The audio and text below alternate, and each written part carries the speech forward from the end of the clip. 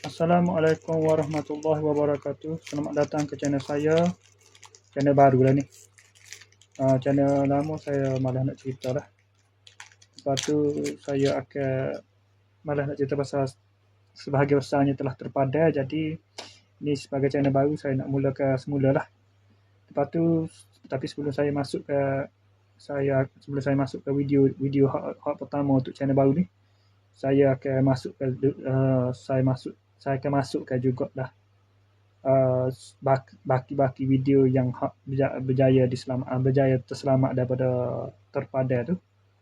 Sebahagian besarnya terpadai, jadi saya akan cuba masukkan juga lah video-video hak sebelum terpadai hak untuk dimasukkan dari channel 529 tu. Oleh kerana channel tu tak dapat buka dah kan. Muhammad Syukri Piramli 529 ni channel baru ni. Channel baru iaitu channel 11 Muhammad Syukri Piramli 1189 untuk channel ni lah. Okey, untuk video pertama untuk channel ni, channel baru ni secara rasmi lah, maknanya tidak video pertama juga lah, maknanya video untuk era baru, bermulanya era baru ni ni iaitu channel Muhammad Syukri Piramli 1189. Untuk video pertama, untuk video ni daily report lah, biasalah video daily report. Sebab saya biasanya buat daily report untuk pada channel lama tu. Okey, hari ini sambil saya nak menuju ke road tu 2025 lah ni. Okey, sesi video untuk ini sesi video daily report kita untuk hari jadi bermula era baru ni, nak memulakan dengan daily report untuk hari ini, iaitu hari ini hari Selasa 10 hari bulan Disember 2024 Masihi. Sekejap.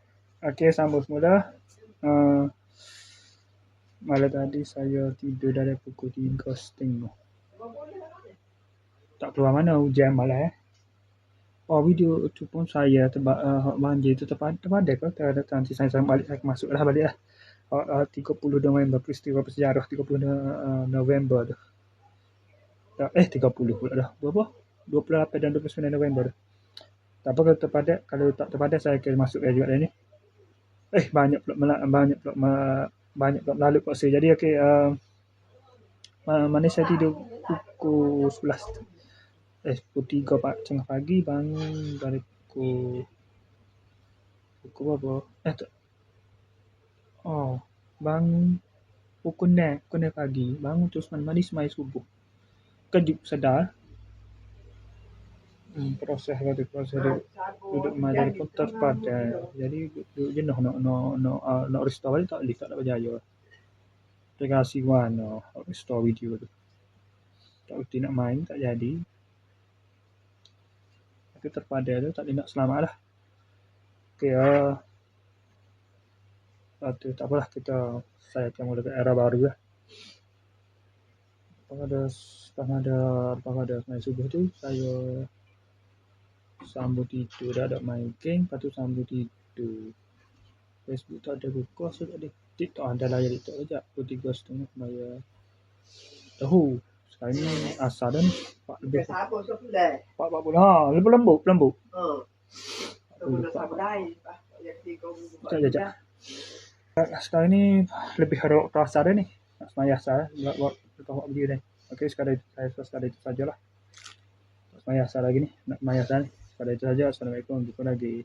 Bye.